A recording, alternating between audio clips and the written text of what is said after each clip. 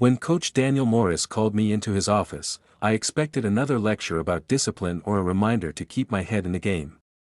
Instead, he leaned back in his chair, folded his hands, and said, "Lucas Bennett needs someone to stay with him for a while. Just until he's steady." He didn't ask if I was available. He assumed I was. I nodded because that was who I had always been on the team, reliable, quiet, the one who followed through. Lucas had gone down hard during the last match, a misstep that left him with a torn ligament and a bruised pride. I'd known him for 2 seasons, well enough to exchange jokes in the locker room and trust him on the field, but not well enough to know anything that mattered.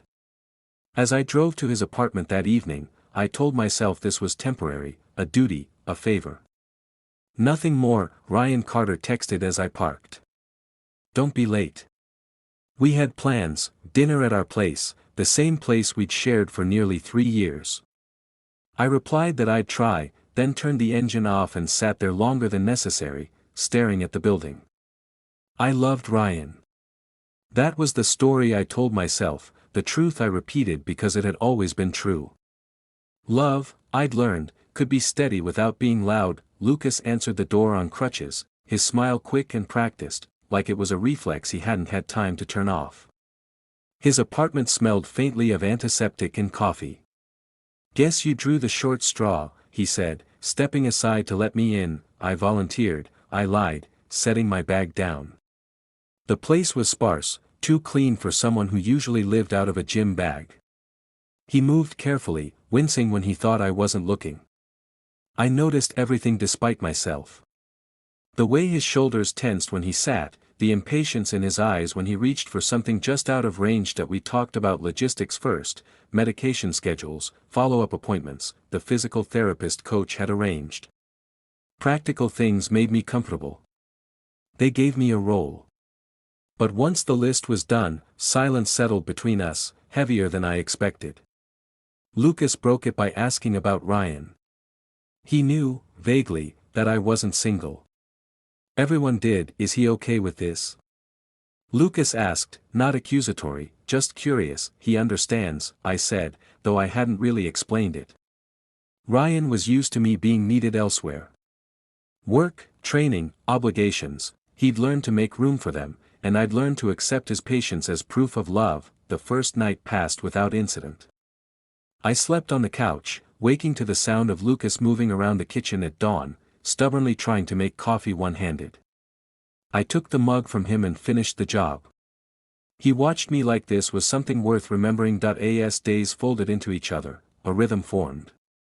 I cooked, he criticized my seasoning. We watched old games, pausing so he could complain about calls that had gone against him. In the quiet hours, when the city outside dimmed and his pain flared, he talked. Not in speeches, but in fragments. How fast everything could change, how useless he felt watching the team train without him, how scared he was that the injury would be what people remembered. That I listened because listening came easily to me. I didn't interrupt. I didn't rush to reassure him. Ryan used to say that was my gift, the way I made space without demanding anything back. Sitting there with Lucas, I felt that space fill with something warm and unsettled. Ryan called every night. Our conversations grew shorter, shaped by updates and apologies. I told him Lucas was doing better, that the doctor was optimistic. I didn't tell him how late we stayed up talking, or how I caught myself smiling at my phone when Lucas sent a message from the next room because his knee was throbbing again and he didn't want to be alone with it. One evening, after a particularly hard therapy session, Lucas let his guard slip. "I hate being like this," he said, staring at his wrapped leg. "I don't know who I am if I'm not playing." There was no bravado left, only fatigue. I sat beside him, close enough to feel the heat of his body, and for a moment neither of us spoke. The silence wasn't awkward. It was dense, deliberate. "You're more than that," I said, and realized I meant it in a way that surprised me. He looked at me then, really looked, like he was trying to read something I hadn't said out loud. "You always know what to say," he murmured. That I didn't. I just knew when to stay. The guilt came quietly. It slipped in during mundane moments, when I chose to stay another hour instead of heading home, when I ignored Ryan's missed call because Lucas had finally fallen asleep and I didn't want to disturb him. I told myself there was nothing wrong with caring. There was no touch, no promise, nothing that crossed a line I could point to. Yet I felt the shift, subtle but undeniable, like a compass needle tugged by a stronger force. One night, rain drummed against the windows, and the power flickered. We lit candles and laughed at the cliché of it. Lucas asked me why I stayed with Ryan if things felt so distant. The question landed harder than he intended.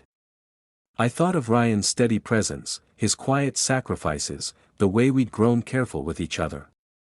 Because history matters, I said, does it? Lucas asked softly that I didn't answer. The truth hovered between us, unspoken and charged.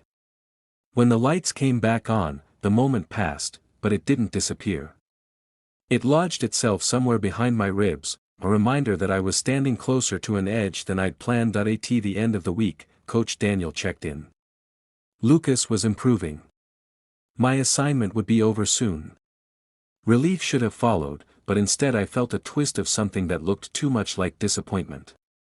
That night, as I lay awake on the couch, I realized with a clarity that scared me that watching over Lucas had stopped being about duty. It had become the part of my day I anticipated most, and I didn't know what that meant, or what it would cost me. Lucas's recovery accelerated, but the space between us tightened rather than eased. He moved with more confidence, navigating the apartment without crutches, testing his balance like someone relearning trust. I told myself this was the natural arc of caretaking: step in, stabilize, step back. Yet every improvement carried a quiet dread that my role was shrinking. Ryan noticed before I admitted anything to myself. He showed it in small ways: the pause before he spoke, the questions he didn't ask. One evening, when I finally made it home for dinner, he watched me unpack leftovers into the fridge and said, "You seem far away." His voice wasn't sharp. That made it worse. "I'm just tired," I said, choosing the easiest truth. He nodded, accepting it because that was what we'd learned to do, accept explanations that smoothed over discomfort. We ate in silence, and I left early, citing an early morning. I didn't mention Lucas's follow-up appointment, or the way I'd planned my day around it. At Lucas's apartment, the air felt charged, like a storm building without thunder. He'd had a good session with the therapist, the kind that leaves you exhausted but hopeful. We sat on the floor with our backs against the couch, sharing takeout, our shoulders nearly touching. He talked about returning to the field, about proving he still belonged. I listened, but my attention snagged on the cadence of his voice, the way it softened when he spoke about fear. "Do you ever feel like you're living on autopilot?" Lucas asked, staring at the wall. "Yes," I said, too quickly. He turned toward me, curiosity sharpening his expression. "What wakes you up?" The question lingered. I thought of Ryan, of routines and plans made years in advance. I thought of the way my chest tightened when Lucas smiled at me like I mattered. "I don't know," I said. It was the truest answer I had. The shift came not with a touch, but with a confession that asked for nothing in return. Lucas told me he was afraid of wanting more from people than they could give. He spoke carefully, choosing words like they might break if handled wrong. I recognized myself in his caution, and the recognition felt intimate. "I don't want to complicate your life," he said. I just needed to say it out loud. I should have stopped him. I should have named the line we were approaching and stepped away. Instead, I stayed. I let the silence after his words stretch, filled with meaning neither of us pretended not to feel. In that silence, I understood that restraint could be its own kind of betrayal. Ryan called while I was still there. I watched the phone vibrate, then go still. Lucas noticed and looked away, giving me privacy I hadn't earned. Guilt flared, sharp and hot. I stepped onto the balcony to call Ryan back, the city humming below. "You missed my call," Ryan said. "I'm with Lucas," I replied, and heard how that sounded. I rushed to explain, appointments, progress, responsibility, but the words stacked up without reaching him. "Are you coming home tonight?" he asked. "I don't know," I said, and felt the weight of it settle. Ryan exhaled, slow and controlled. "Okay," he said, And the call ended with a finality that frightened me. Inside, Lucas was packing a small bag. He'd been cleared to stay on his own, he said. Coach Daniel wanted him to start transitioning back. The news should have been a relief. Instead, it felt like a countdown I hadn't agreed to start. Looks like you're free, Lucas said, trying for lightness that I helped him fold shirts, our movements synchronized by habit. The nearness was almost unbearable. I wanted to say something definitive, something that would make sense of the past weeks. What came out was smaller. I'm glad you're better. He met my eyes. Me too. The pause that followed was dense with all the things we wouldn't say. He reached out, then stopped himself, his hand hovering before dropping back to his side. The restraint hurt more than contact would have. That night, I went home. Ryan was awake, sitting at the kitchen table, hands wrapped around a cold mug. He didn't raise his voice. He asked questions that cut cleanly to the bone. Had anything happened? Did I have feelings for Lucas?